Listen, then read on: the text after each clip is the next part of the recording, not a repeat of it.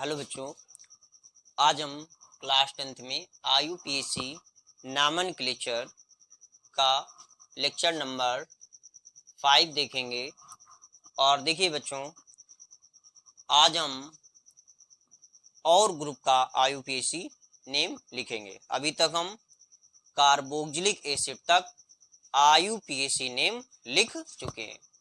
तो हमारी रिक्वेस्ट है कि अगर आपने इसके पहले के हमारे वीडियो नहीं देखे तो उन्हें जरूर देखें, तभी आप यहाँ पर कुछ समझ पाएंगे। ठीक, अगर आपको कुछ बेसिक्स का नॉलेज है तो आप आराम से इसे देख सकते हैं, आपको अच्छी तरह समझ में आएगा। ठीक, तो देखिए आज हम सबसे पहले बात करेंगे एसिड क्लोराइड ग्रुप की। एसिड क्लोराइड, तो एसिड क्लोराइड का जो फार्मूला होता है ये होता है COCl। हम लोग इसे ऐसे लिख देते हैं COCl, राइट। इसके अगर स्ट्रक्चर की बात की जाए तो इस तरह से बनता है C double bond O single bond Cl, right. आप इसे ऐसे भी कई जगह पर मेंशन देखेंगे, राइट बच्चों। तो आप में फ्लेक्सिबिलिटी होनी चाहिए कि किसी भी तरह से वो ग्रुप को मेंशन कर दें, आप उसे आइडेंटिफाई कर सकें। कभी कभी क्या होता है कि बहुत सिंपल IUPAC होती है बट हम उसके ग्रुप को ही आइडेंटिफाई नहीं कर पाते हैं।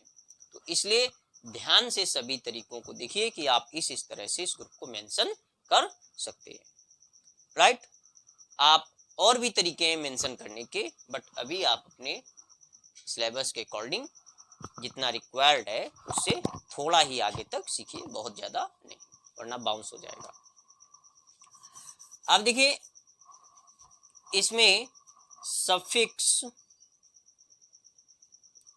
क्या होता है, तो एसिड क्लोराइड का सफिक्स याद रखेंगे oil chloride, right. Oil chloride, right. Prefix इसका आप याद रखेंगे क्लोरोफार्मिल, राइट बच्चों। क्या याद रखेंगे इसका प्रीफिक्स? क्लोरोफार्मिल। अब कुछ रूल्स की बात कर लेते हैं। तो रूल्स में कुछ स्पेशल नहीं है, बस लास्ट में जो सफिक्स लगता है वो कार्बोक्जिलिक एसिड के कंपैरिजन में चेंज होगा। तो जैसा ट्रीटमेंट कार्बोक्जिलिक एसिड में था सिमिलर यहाँ पर भी होगा। और देखिए जैसे कार्बोक्जिलिक एसिड हमेशा इंडिंग पर आता है या इंड पर आता है, उसी तरह से कार्बोनिल क्लोराइड यानी कि ये ग्रुप भी जो है आपका किनारे पर ही, एंड पर ही आएगा। देखिए किस तरह से, क्योंकि कार्बन की जो 3 वैलेंसी है, जैसे कार्बन है तो इसकी 2+1 3 वैलेंसी ऑलरेडी कंप्लीट है, तो ये सिर्फ एक ही तरफ से कार्बन चेन में अटैच हो सकता है। तो इसलिए ये ग्रुप आपको किनारे पर ही मिलेगा, ठीक। तो सारा ट्रीटमेंट कार्बोक्जिलिक एसिड की तरह ही होगा, राइट। आपको पहले साइड चेन्स लिखनी होंगी, साइड चेन्स के बाद आपको एल्क लिखना होगा, फिर अगर डबल ट्रिपल है तो E9, अगर सिंगल है तो एन, डबल ट्रिपल है तो E9, और फिर आपको फंक्शनल ग्रुप का सफिक्स मेंशन करना होगा, ठीक। आपको कार्बन चेन सिलेक्शन में भी वही बातें याद रखनी है कि आपको वही चेन सेलेक्ट करनी होगी जिसमें आपका COCl ग्रुप जरूर आए, ठीक। और काउंटिंग करते समय उसी एंड को प्रायोरिटी देंगे जिस एंड पर COCl पहले मिल जाए। जब इससे डिक्लेरेशन ना हो तो डबल ट्रिपल को देखेंगे, जब डबल ट्रिपल से डिक्लेरेशन ना हो तो फिर साइड चेन्स को देखेंगे। ठीक, तो चलिए एग्जाम्पल शुरू करते हैं। हमने लिखा CH3COCl। अब बच्चों बहुत से टाइम पर एक फॉल्ट करते हैं, क्योंकि आप अभी अभी एंट्री किए हैं, फॉल्ट कर सकते हैं। बहुत से बच्चे इसको काउंट कर लेते हैं 1 2 3, राइट। तो याद रखिएगा ये Cl क्लोरीन का सिंबल है, राइट। किसका है? क्लोरीन का सिंबल है, इसे काउंट नहीं करना होता, राइट। आपको यहां से इस कार्बन से काउंट करना होगा 1 2, राइट। तो 2 कार्बन को आप क्या बोलेंगे? एथ एन, अब सिंगल बॉन्ड है तो एन लगाएंगे और COCl का सफिक्स लगा देंगे ऑयल क्लोराइड, राइट। तो इस तरह से इसका नेम हो जाएगा एथेनॉल क्लोराइड। ठीक, तो इसे नोट कर सकते हैं और एग्जांपल सॉल्व करेंगे। देखिए अगर ऐसे ही 3 कार्बन की चेन हो जाए CH3 CH2 COCl, तब क्या करेंगे? तब 1 2 3, 3 कार्बन को क्या बोलेंगे? प्रोपेन, और COCl के लिए लगा देंगे ऑयल क्लोराइड, राइट। ठीक है, नाम लिखिए, रूल्स को समझिए, नाम लिखिए, रूल्स को समझिए और फिर जोर से बोलिए मजा आ गई। हाँ, आ गई मजा, मजा। आप देखो यहाँ पर Br लगा दो और फिर यहाँ पर COCl लगा दो। ठीक, अब इसमें कार्बन चेन आपकी यही रहेगी, ये सब्स्टिट्यूट बन जाएगा, राइट। काउंटिंग इस एंड से कर देंगे, नेम लिख देंगे, पहले साइड चेन्स, फिर एल्क, फिर सिंगल बॉन्ड है तो एन, फिर ऑयल क्लोराइड 1 2 3 4। फिर क्या नेम होने वाला है? 3 ब्रोमो, 4 कार्बन को butanoyl chloride. What's name? 3 bromo butanol chloride, right. अगर इसी में डबल या ट्रिपल हो जाते, जैसे कि आपके सामने प्रेजेंट हो गई, आप बना सकते हैं 1 2 3 4 5। 5 कार्बन को क्या बोलेंगे?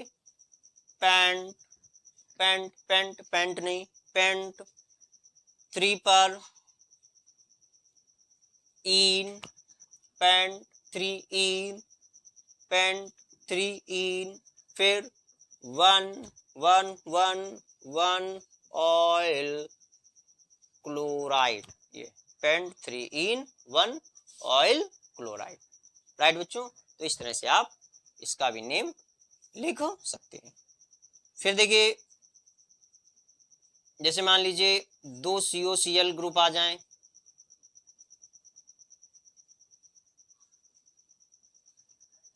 राइट। आप देखिए इसमें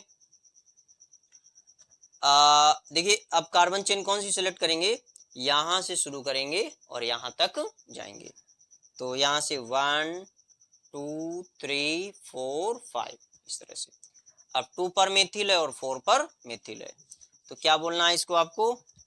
2, 4 डाई मेथिल, और 5 कार्बन को आप क्या बोल देंगे?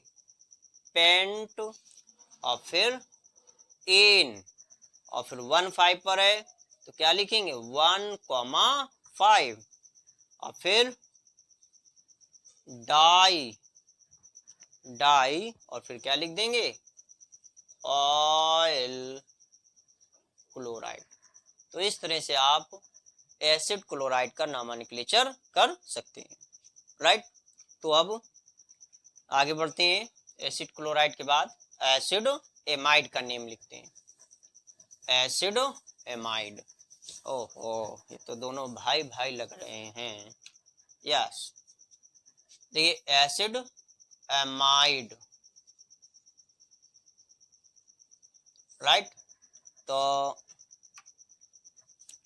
एसिड एमाइड का फार्मूला आप लिखते हैं RCONH2,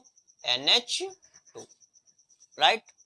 यानी कि यहाँ बच्चों हम RCONH2 भी लिख सकते हैं और केवल फार्मूले को ऐसे बॉन्ड लगा करके भी रिप्रेजेंट कर सकते हैं। अब होता क्या है कि केवल CONH2 तो कोई फंक्शनल ग्रुप, मतलब कोई एक कंपाउंड तो बनेगा नहीं। फंक्शनल ग्रुप तो है पर कंपाउंड नहीं बनेगा। इसके साथ कुछ ना कुछ यहाँ पर आना चाहिए, यानी ये किसी ना किसी से जब तक जुड़ा नहीं होगा तब तक इस कार्बन की बैलेंसी कंप्लीट नहीं होगी। अब देखिए इसका स्ट्रक्चर ऐसे बनता है, राइट। ऐसे मेंशन कीजिए या इस तरह से मेंशन कर दीजिए, ठीक है। तो अभी तक जब तक यहाँ पर आप जोड़ेंगे नहीं तब तक ये कार्बन कैसा रहेगा, अनस्टेबल रहेगा, राइट। यानी कि CONH2 अकेले कोई कंपाउंड नहीं हो सकता, कुछ ना कुछ उसके इस कार्बन से जुड़ना चाहिए, ठीक। कुछ भी जुड़े, आप ही आ जाओ, कोई भी आ जाओ, पर जुड़ना चाहिए। हाँ, इलेक्ट्रॉन की उसके कॉन्सेप्ट में एफिनिटी भी होनी चाहिए, जो आप जबरदस्ती हम भी जलेंगे चलेंगे चलेंगे ऐसा कर रहे हैं, ऐसा नहीं होगा, ठीक है। तो जैसे कार्बन के साथ आसानी से हाइड्रोजन आ सकता है, कार्बन के साथ आसानी से अगला कार्बन आ सकता है, ठीक है। तो इस तरह से आप कुछ ना कुछ इसके साथ जोड़ेंगे तभी ये कंपाउंड बनेगा। तो इसीलिए यहाँ पर R लिख दिया जाता है बहुत से केसेस में। R का मतलब होता है वैसे कार्बन चेन से, राइट, कि इसके साथ फिर कोई कार्बन आएगा, फिर उसके साथ कोई कार्बन आ सकता है, फिर उसके साथ कोई आ सकता है, फिर उसके साथ कोई आ सकता है, तो आते दो, ठीक, राइट। बहुत सी जगह पर आप R की जगह पर केवल कार्बन कार्बन ही लिख सकते हो, 1 2 3 4 जितने भी कार्बन, और बहुत से प्लेस पर आप R की जगह पर केवल हाइड्रोजन भी लिख सकते हैं, ठीक। तो ये कंपाउंड पर डिपेंड करता है कि बनता है या नहीं बनता। जैसे अभी आपने H, ये COCl ग्रुप पढ़ा आपने, तो इसको भी कॉमन तरीके से RCOCl लिखते हैं, बट इस R की जगह H को मेंशन नहीं करते हैं। कम से कम इस R की जगह एक कार्बन होना चाहिए, यानी कि CH3 होना चाहिए। HCOCl नहीं बनाते, क्यों? क्योंकि हम तो लिख सकते हैं बट ये कंपाउंड एग्जिस्ट ही नहीं करता, एक अनस्टेबल कंपाउंड होता है, राइट। ये कंपाउंड एग्जिस्ट नहीं करता है, ठीक है। तो इस तरह से जबकि हम यहीं पर एमाइड के साथ आए तो एमाइड के साथ हम HCONH2 या CH3CONH2 दोनों ही मेंशन कर सकते हैं, और बड़ी चेन भी यहाँ पर लगा सकते हैं, ठीक, क्योंकि ये और ये दोनों एग्जिस्ट करते हैं, राइट, इस तरह से। तो चलिए अब इसके भी कुछ एग्जांपल्स सॉल्व करते हैं। तो रूल्स वही वही वही वही सब जो पहले पढ़े, सब वही रूल्स एक तरफ से होंगे, और आपको जो है सिर्फ प्रफिक्स सफिक्स चेंज करने होंगे। प्रफिक्स सफिक्स नहीं देखे तो एसिड एमाइड का प्रफिक्स, पहले सफिक्स नोट कर लेंगे एमाइड, फिर प्रफिक्स भी इसका याद कर लेंगे आप। प्रफिक्स होता है इसका कार्बोक्सामाइड, नहीं इसका कार्बोक्सामाइड नहीं, कार्बामोइल होगा, कार्बामोइल। कार्बोक्सामाइड भी होता है बट वो थोड़ा अलग सेंस में यूज होता है, ठीक, कार्बामोइल, ठीक। तो ये याद रखेंगे, ये इसका सफिक्स है और ये इसका प्रफिक्स है, राइट, इस तरह से। अब देखिए एग्जांपल्स, जैसा कि अभी थोड़ी देर पहले मेंशन किया, HCONH2 क्या नेम होगा इसका, वन कार्बन को आप क्या कहेंगे, मेथेन, एन लगा देंगे बच्चों, एन के साथ कोई डिस्टर्बेंस नहीं। आप ऐसा नहीं करेंगे कि मेथ के साथ ही सीधे एमाइड को लगा दें, एन लगाएंगे फिर इसमें क्या लगा देंगे, एमाइड, मेथेनामाइड, राइट। जब तक आपको कार्बन कार्बन के बीच डबल बॉन्ड ना दिखे तब तक आपको ईन नहीं लगाना। जब तक आपको ट्रिपल बॉन्ड ना दिखे तब तक आपको आइन नहीं लगाना, यानी कि जब ये दिखे तभी आप इन लगाओ, जब ये दिखे तभी आप आइन लगाओ।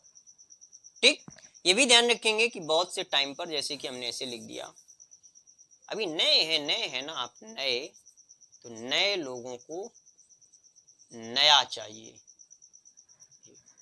अब बहुत से बच्चे डिस्टर्ब होने लगते हैं कि ये तो डबल बॉन्ड है, अगर डबल बॉन्ड है तो इन लिखें। नो, ये डबल बॉन्ड इन नहीं है। इन कौन होता?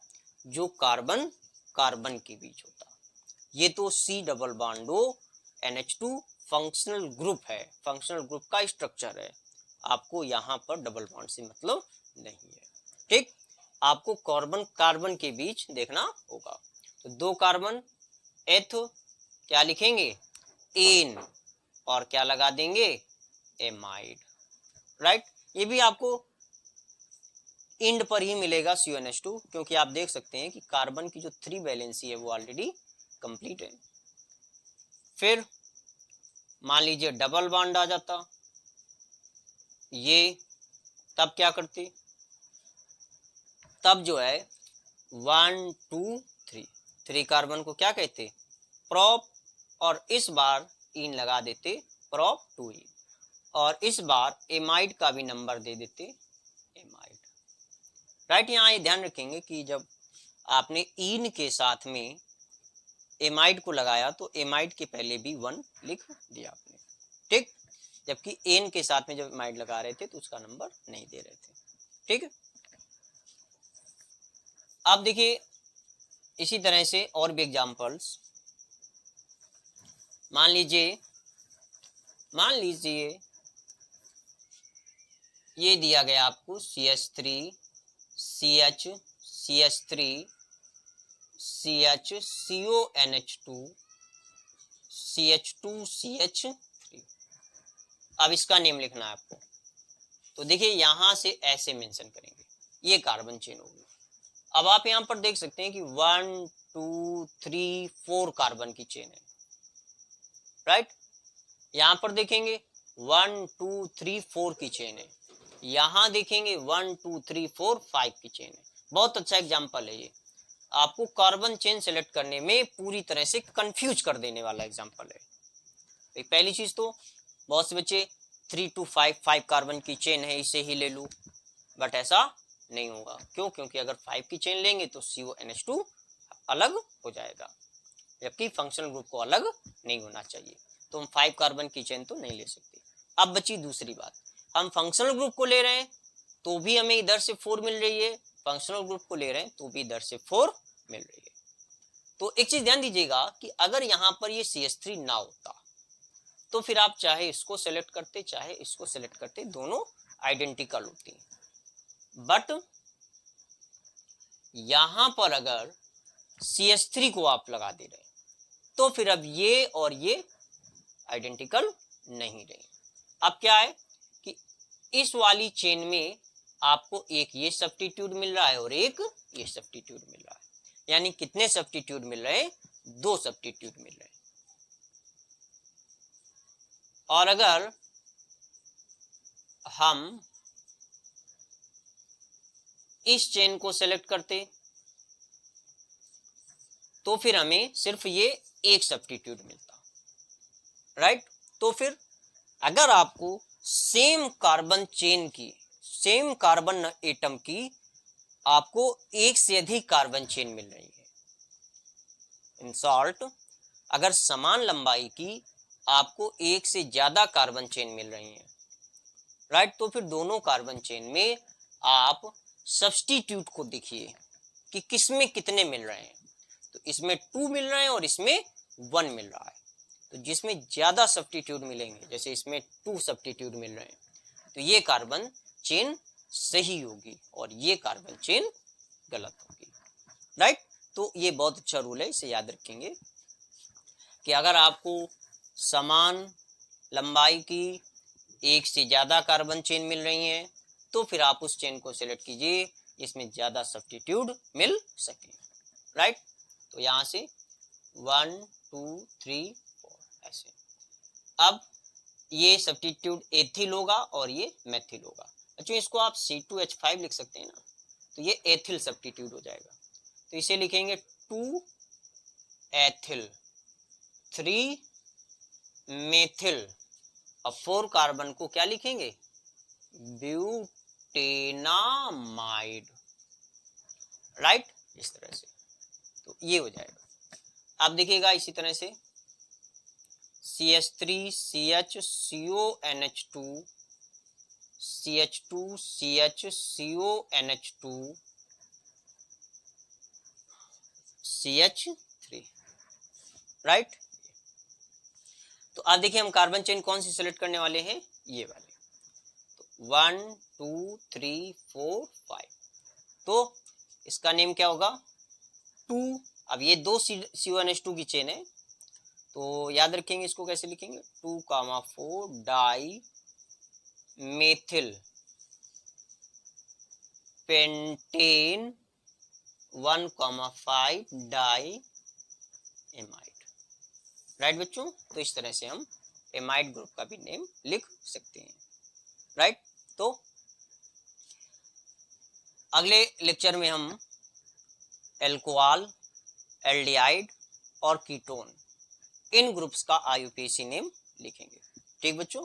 तो पढ़ते रहिए हमारे साथ IUPAC नॉमेनक्लेचर, और फिर वही पुरानी बातें, वही फॉर्मेलिटीज समझ गए होंगे। घंटी बजा दीजिए, सब्सक्राइब कर दीजिए, बस। Thanks for watching.